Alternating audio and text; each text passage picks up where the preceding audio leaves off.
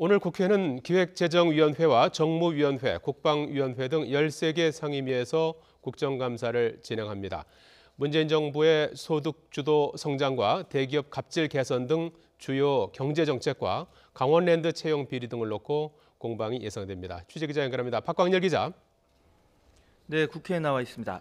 예, 국정감사가 중반전에 들어섰는데요. 오늘 가장 눈여겨봐야 할 국감 어디입니까? 네, 먼저 경제정책을 총괄하는 기획재정부를 상대로 하는 기재위 국감을 들 수가 있는데요. 문재인 정부의 소득주도 성장 그리고 공무원 증원 등 주요 경제정책을 둘러싼 논쟁이 이어졌습니다. 야당은 현 정부의 소득주도 성장의 효과에 의문을 제기하고 있는데요.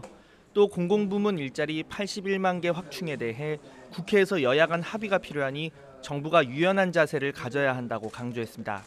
이와 관련해 김동연 경제부총리는 공공일자리 81만 개 확충은 5년 동안 연도별로 계획된 것이고 또 공공부문 구조조정과 함께 진행할 것이라고 밝혔습니다.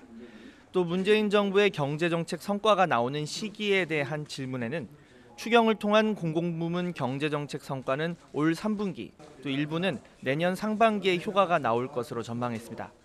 정무위원회 국감에서는 재벌개혁과 갑질 근절 방안 등이 집중적으로 논의됐는데요. 불공정 행위와 관련해 증인으로 채택됐지만 해외 체류를 이유로 국정감사에 나오지 않은 네이버 이혜진 이사 등 일부 핵심 증인 불출석을 여야 의원들이 한 목소리로 비판하기도 했습니다. 자, 박광열 기자, 오늘 강원랜드 등 채용 비리 의혹을 놓고도 충돌이 벌어졌다고요? 네, 그렇습니다. 강원랜드 채용 비리 관련 공방은 어느 정도 예견이 된 사태인데요. 채용 비리 청탁자 명단에 자유한국당 전현직 의원들의 이름이 다수 포함돼 있었기 때문입니다. 자유한국당 의원들은 수사 중인 자료가 기관이 개입해 유출됐다면 이 또한 적폐이자 정치 공작이라고 날을 세웠습니다. 또 관련 자료가 어떻게 유출되는지 이 자료 일체를 강원랜드에서는 제공해 주시길 바라고요. 강원랜드가 1998년도 이후 지금까지 직원 채용 현황을 연도별로 작성해서 보고해 주시길 바랍니다. 이에 대해 민주당 측은 불법적인 행위는 없었다고 강조했는데요. 특히 청탁자로 거론된 자유한국당 의원들이 스스로 떳떳하다면 해명하면 될 일이 아니냐고 지적했습니다. 국감 활동이라는 것이 내부 제보도 있습니다. 내부 고발도 있는 거고요.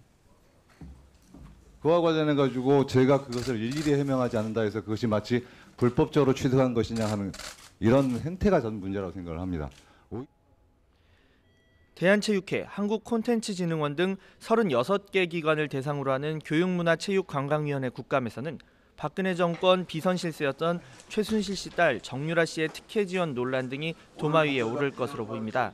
또 법제사법위원회는 감사원을 상대로 지난 정권 아래서 세월호 부실감사 의혹에 대한 질타를 이어갔는데요. 청와대와 사전 조율이 있었던 건 아닌지 추궁이 이어졌습니다.